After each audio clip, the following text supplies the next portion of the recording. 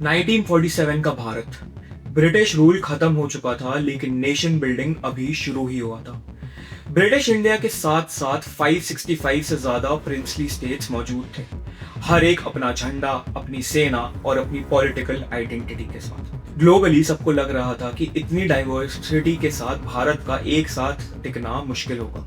उस वक्त भारत के डेप्यूटी प्राइम मिनिस्टर और होम मिनिस्टर थे सरदार वल्लभ भाई पटेल। ना उनका लीडरशिप स्टाइल ड्रामेटिक था, ना उनकी स्पीचेस इमोशनल। पटेल एक फंडामेंटल बात जानते थे, या तो भारत एक पॉलिटिकल यूनिट बनेगा या फिर कभी ट्रूली स्टेबल नहीं हो पाएगा। और जिस चीज से मुल्क को फायदा नहीं होता है, उस चीज से आखिर हमको खुद को भी नुकसान होता है।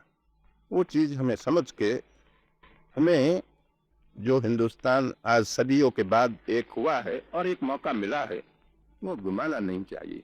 पटेल ने इस चैलेंज को सिर्फ आइडियलिज्म के नजरिए से नहीं देखा, उन्होंने डिप्लोमेसी और फर्मनेस का कैलिब्रेटेड बैलेंस इस्तेमाल किया।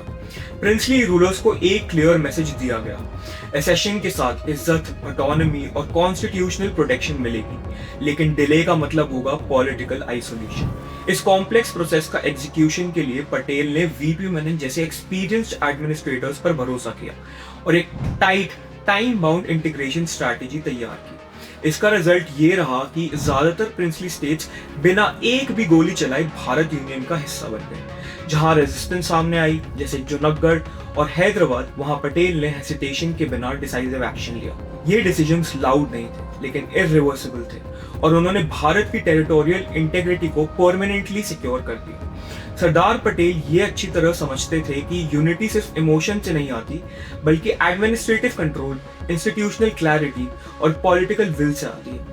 आज का यूनिफाइड इंडिया, उसकी इंटरनल बाउंड्रीज, गवर्नेंस फ्रेमवर्क और पॉलिटिकल स्टेबिलिटी इसी इंटीग्रेशन प्रोसेस का डायरेक्ट आउटकम है। पटेल का विजन सिर्फ इंटीग्रेशन तक सीमित नहीं था, उन्होंने ऑल इंडिया सर्विसेज की फाउंडेशन रखी ताकि भारत का एडमिनिस्ट्रेटिव बैकबोन किसी पार्टी या आइडियोलॉजी का नहीं, बल्कि नेशन के प्रति अकाउंटेबल रहे।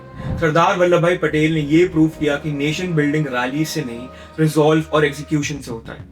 उनका काम इतना साइलेंटली इफेक्टिव था कि आज हम एक यूनिफाइड इंडिया को नेचुरल मान लेते हैं, जबकि 1947 में यह भारत के लिए सबसे बड़ा स्ट्रैटेजिक गैम्बल था। इसीलिए जब हम भारत के साइलेंट पावर मोमेंट्स को याद करते हैं तो सरदार पटेल का नाम सबसे ऊपर आता है, क्योंकि उन्होंने भारत को सिर्फ आजादी नहीं, अखंडता दी।